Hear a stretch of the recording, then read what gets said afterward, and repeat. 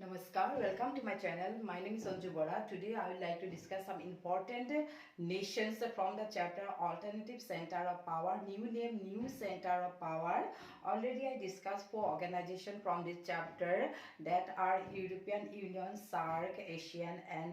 BRICS. Today I would like to discuss some nations. CBSE added 4 nations in this chapter. These are what? Russia, India, Israel and China. Dear students, so we already know about Russia, India and China, but you will have to know newly about Israel and where is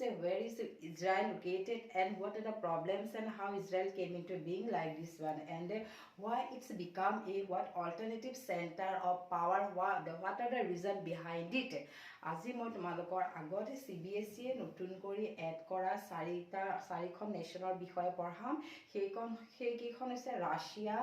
India, China আৰু Israel. Already আমি ৰাছিয়াৰ বিষয়ে, চাইনাৰ বিষয়ে বা ইণ্ডিয়াৰ বিষয়ে বহুতখিনি কথা জানো, কিন্তু নতুনকৈ তোমালোকে জানিব লাগিব ইজৰাইলৰ ওপৰত যে ইজৰাইলৰ কিয় নতুন নিউ চেণ্টাৰ অফ পাৱাৰ হিচাপে আমি পঢ়িব লগা হৈছে। ওকে, তেতিয়াহ'লে প্ৰথমে আৰম্ভ কৰোঁ ৰাছিয়াৰ পৰা। Dear student, we know Russia is located in where? East European countries. Russia is a East European countries. After the dissolution and disintegration of USSR,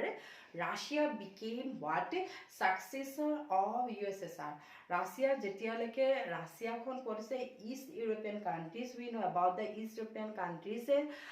That countries took the leadership by who?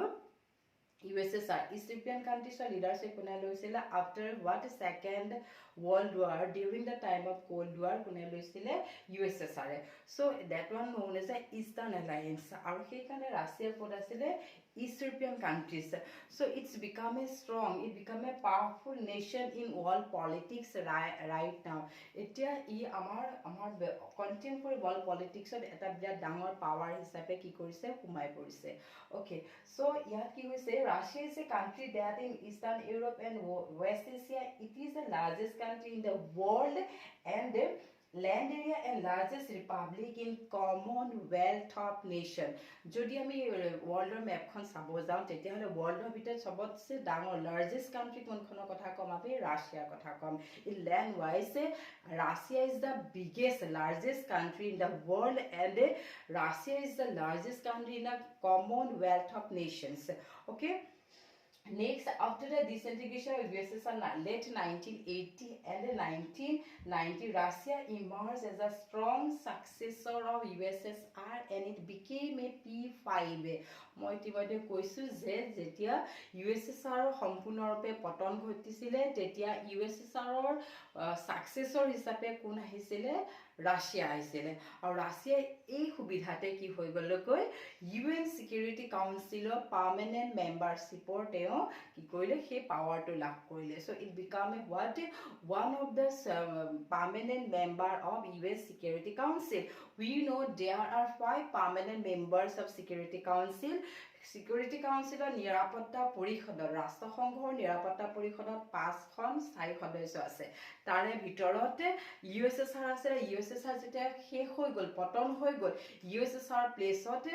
UNৰ Security Councilৰ permanent মেম্বাৰৰ সেই সদস্য পদটো মেম্বাৰশিপটো কোনে পালে? Russia পালে। So Russia became a very strong already when after the disintegration of USSR যিমান বিলাক weapons আছিল, missile আছিল, as a successor all the things are getting by USSR. যেতিয়া Russia যেতিয়া USSR শেষ হৈ গৈছিলে, USSRৰ হাতত যিমান বিলাক weapons আছিলে বা যুদ্ধৰ অস্ত্ৰ আছিলে, মিসাইল আছিলে, আণবিক বোমা আছিলে, সব বিলাকৰ অধিকাৰটো কোনে পাই গলে? তেতিয়া কোনে পাই গলে? Russia. So it became a what? Strong power in world politics. So we have to study about specially about Russia. তাৰপিছত কৈছে Russia has a reserve of mineral, natural resources and gases that make it a powerful country in the world politics. আৰু এটা কাৰণৰ ৰাছিয়াৰ বিষয়ে আমি পঢ়িব লগা হৈছে কাৰণ Russia is what? It has a huge amount of natural resources. প্ৰাকৃতিক সম্পদৰ প্ৰচুৰ পৰিমাণে আছে আৰু লগতে ইয়াত কি আছে নেচাৰেল ৰিসোৰ্সেস গ্যাস আছে আৰু সেই কাৰণে গোটেই ৱৰ্ল্ডে কি কৰে ৱৰ্ল্ডৰ কান্ট্ৰিবিলাকে ৰাছিয়াৰ লগতে সম্পৰ্ক কৰিব বিচাৰে সেই কাৰণে আমি ইয়াত কিহৰ বিষয়ে পঢ়িব লগা হৈছে ৰাছিয়াৰ বিষয়ে পঢ়িব লগা হৈছে আৰু লগতে it has a Russia is a nuclear state and huge stock of sophisticated weapons. ইমান বেছি তেওঁলোকৰ হাতত weapons আছে যে আৰু ইমানে বেছি stock আছে নে ই পৃথিৱীৰ বিভিন্ন দেশবিলাকলৈ তেওঁলোকে কি কৰিব পাৰে তেওঁলোকৰ weapons বিলাক তেওঁলোকৰ বিভিন্ন ধৰণৰ military arsenal যিবিলাক আছে সেইবিলাক সাপ্লাই দি পেলাই বহুত বেছি পাৱাৰফুল কান্ট্ৰিৰ হাৰিত পৰিণত হৈ গল দেৰ ষ্টুডেন্ট এইখিনি আছিল ৰাছিয়াৰ বিষয়ে তোমালোকে আৰু পঢ়িছা কিতাপৰ যিমান বিলাক জানিছা সেইবিলাক এড কৰিলেও তোমাৰ আনসাৰটো অলপ ভাল ষ্টেণ্ডাৰ্ড হ'ব ওকে তেতিয়া হলে আমি নেক্সটত যাও ইণ্ডিয়াৰ বিষয়ে ওকে ইণ্ডিয়াৰ বিষয়ে আমি ক'ব লগা কি আছে আমি because we are a citizen of India our motherland is what India is the 7th largest country in the world map যদি world map খন চাবলৈ যোৱা যায় যেনেকৈ আমি ৰাছিয়া ফাৰ্ষ্ট লাৰ্জেষ্ট কান্ট্ৰি বুলি কৈছো আমাৰ ইণ্ডিয়াৰ পজিশনটো কিমান নম্বৰত আছে 7th সেইকাৰণে মনত কুৱেশ্যনৰ 1 মাৰ্কছত যদি আহি যাবও পাৰে India in land mass wise what is the position of India then you will have to write about 7th আৰু ৰাছিয়া আহি পৰিব তোমাৰ ফাৰ্ষ্টত আৰু থাৰ্ডত কোনখন কান্ট্ৰি আহি পৰিব চাইনা সেই বিষয়ে আমি নেক্সটত পঢ়িম আৰু আমি ইণ্ডিয়াৰ বিষয়ে কিয় পঢ়িব লগা হৈছে অল্টাৰনেটিভ নিউজ চেণ্টাৰ অফ নেশ্যনতে আমি যে ইণ্ডিয়াৰ বিষয়ে পঢ়িব লগা আছে আমাৰ কাৰণে খুবেই ভাল কথা ইমান দুনিয়াখনৰ ইমান কান্ট্ৰিজ আছে সেইবিলাকৰ ভিতৰত ইণ্ডিয়াৰ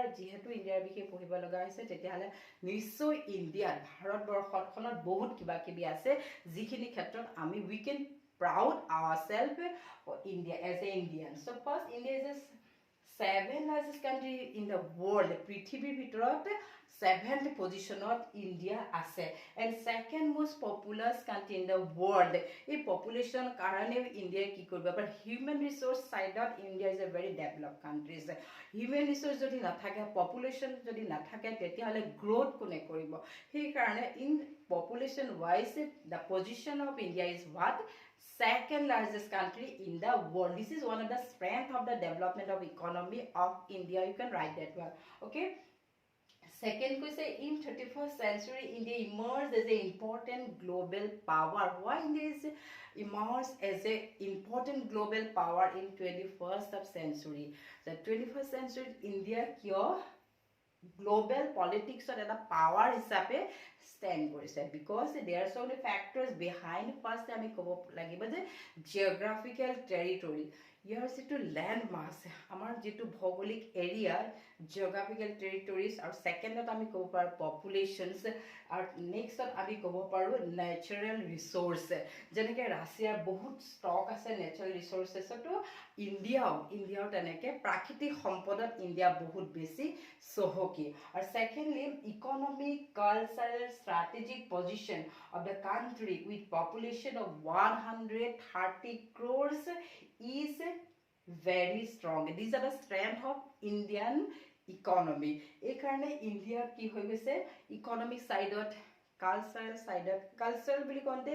ইণ্ডিয়াত আছে 28 খন ষ্টেট আছে সো ইয়াত কি হৈছে ডাইভাৰ্স কালচাৰ আছে বিভিন্ন ফেষ্টিভেল ইয়াত পাতি থকা হয় সেই কাৰণে যিবিলাক বাহিৰৰ মাৰ্কেট আছে যিবিলাক বাহিৰৰ কান্ট্ৰিজ আছে আউটসাইড কান্ট্ৰিজে they try to marketing in India কাৰণ ইণ্ডিয়াৰ নিচিনা ফেষ্টিভেল পৃথিৱীৰ কোনো দেশতে নাই ইয়াত 12 মাহত আমি 13টা ফেষ্টিভেল হয় বুলি ক'লেও ভুল কৰা নহয় during the time of festival season say that what a market companies that companies they marketing in India এটা দিৱালী আহিছে পূজা আহিছে বিহু আহিছে বিভিন্ন ধৰণৰ বস্তুবিলাক ফেষ্টিভেলবিলাকত তেওঁলোকে হিউজ মাৰ্কেটিং কৰিব পাৰে তেওঁলোকৰ বহুত বেছি বেনিফিট হৈ যায় সো সেই কাৰণে বাহিৰৰ যিবিলাক কান্ট্ৰিজ আছে কান্ট্ৰিবিলাকে ইণ্ডিয়াৰ লগত মাৰ্কেটিং কৰিব বিচাৰে সো যেতিয়া বাহিৰৰ কান্ট্ৰি ইণ্ডিয়াত আহি পেলাই মাৰ্কেটিং কৰিব লগে লগে ইণ্ডিয়াৰ কি ইকোনমিকটো গ্ৰোথ হৈ যাব আৰু ইয়ে কি কৰিব আমাৰ গোটেই পৃথিৱীৰ মানুহবিলাকক attraction power ইণ্ডিয়াই ক্ৰিয়েট কৰিব পাৰিছে so that's we have to study about as a new center of power India second from strategic point of view the military of India self-sufficient with indigenous nuclear technology making it another nuclear power military side India's jitu military ase India's jitu defense power ase etu bahut sanghatik dhoroner mane bahut strong hoy aru sei karone balance of power kori rakhibo bisare bahira country bilake aru India's jitu nuclear indigenous nuclear weapons বা technology কথা কৈছে India এটা ইমানেই বেছি growth কৰিছে যে military সাইডত টেকনলজিক্যাল সাইডত ইন্ডিয়াই নিজে কি কৰিব পাৰে মিসাইল বনাব পৰা হৈ গল ইন্ডিয়াই নিজে ওয়েপনস বনাব পৰা ক্ষমতা লাভ কৰিল আৰু অলপ দিনৰ পিছত যিহেতু এটা ইন্ডিয়া আৰু ইউএসএ যদি ৰিলেশনটো যদি ভাল হয় তেতিয়ালে India can become a permanent member of UN Security Council আৰু তেনেকা যদি হবলৈ যায় তেতিয়ালে ইন্ডিয়াৰ কাৰণে আমাৰ কাৰণে বহুত বেছি ভাল খবৰ হ'ব so that's we have to study about India আৰু এটা কৈছে make in India scheme in technology and science is another milestone of Indian economy all these changes all making India is an important center of power in world politics make in India মানে কি ইন্ডিয়াৰ product ইন্ডিয়াৰ বাহিৰৰ দেশবিলাকৰ মাজত যেটো relation হৈ গৈছে FDI লৈ পেলাই বা বাহিৰা কোম্পানী বিলাকে যিবিলাক ইন্ডিয়াতে মানে মাৰ্কেটিং কৰিব বিচাৰিছে ইয়াৰ ফলত কি হৈ গৈছে ইন্ডিয়াৰ ইকনমিটো বহুত বেছি গ্ৰোথ হৈ গৈছে আৰু সেই কাৰণে it become a what alternative nation of power in world politics so dear student এইখিনি আছিল ইন্ডিয়াৰ ওপৰত এতিয়া মই তোমালোকক কম Israel so Israel is very small countries if you look at in the global map jodi tumi global map khon sabole joa world map khon sabole joa মানে Israel খন বহুত বেছি সৰু দেশ একদম সৰু দেশ আৰু চাৰিফালে আৰাবিয়ান countries are there and then east west and south চাৰিফালে কি আছে আৰব কান্ট্ৰিজ আছে that countries are Muslim dominated countries or Arab Israel kon hoye gese Jewish countries only one countries within this areas that is called what a Jewish country so it was located in Middle East and become a independent in 1948 United Nations ki korile Jews সংখ্যা মানুহৰ সংখ্যা বেছি আছিল কাৰণে United Nations কি কৰিলে ইয়াক independent দিছিল 1948 ত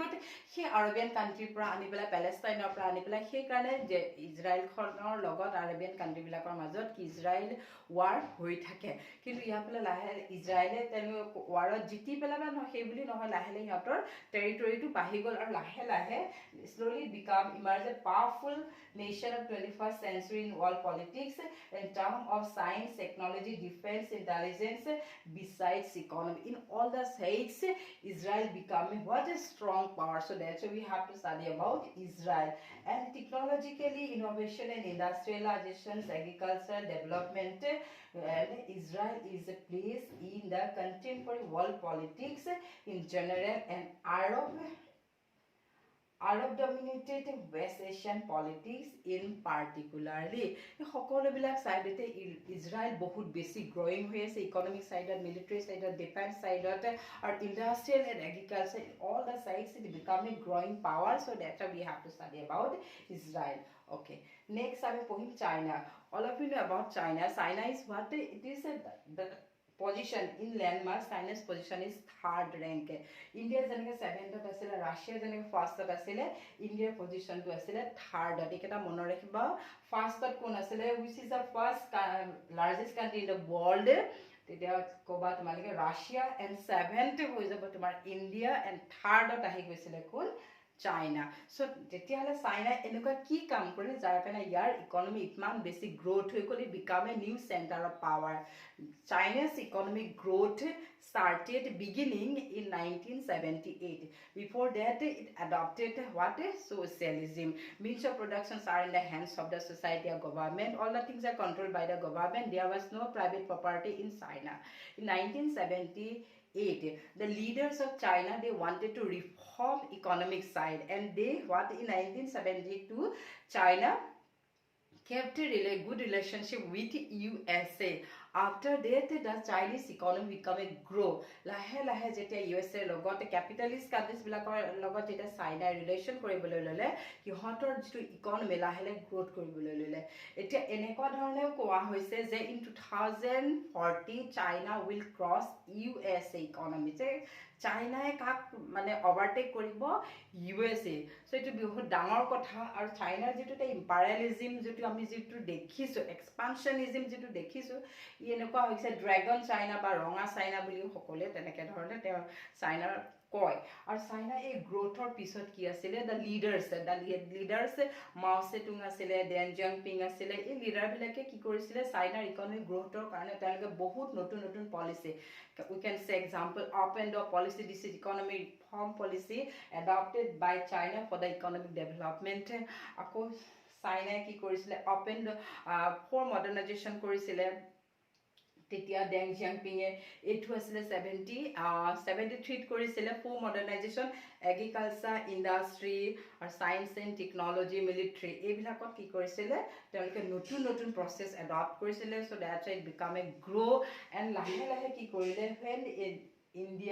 চাইনা যেটা 2001ত World Trade Center লগত যেটা কানেক্টেড কৰিলে ইয়াৰ যেটো পাৱাৰ ইয়াতে যে স্ট্ৰেংথ আৰু বেছি কি হৈ গলগৈ গ্ৰোথ হৈ গলগৈ so what are the strength of the China's economic development এটা ফাৰ্স্টে আমি ক'ব লাগিব জিওগ্ৰাফিক্যাল টেৰিটৰি ইয়াৰ জিওগ্ৰাফিক্যাল টেৰিটৰি এৰিয়া বহুত বেছি ডাঙৰ লগতে population wise first rank in the world populated country আৰু বিশেষকৈ ইহঁতৰ যিবিলাক ডমেষ্টিক প্ৰডাক্ট আছিল চাইনা সেইবিলাকে ফাৰ্স্টে ইউজ কৰি ডেভেলপ কৰিব বিচাৰিছিল লাহে লাহে ইণ্ডাষ্ট্ৰিকে প্ৰাইভেটাইজেশ্যন কৰিলে এগ্ৰিকালচাৰ প্ৰাইভেটাইজেশ্যন কৰিলে আনএমপ্লয়মেণ্ট ৰিডিউস কৰিলে population control all the things are behind for the development economy so that's why it become a growing what alternative nation of power in world politics so that's why we have to study about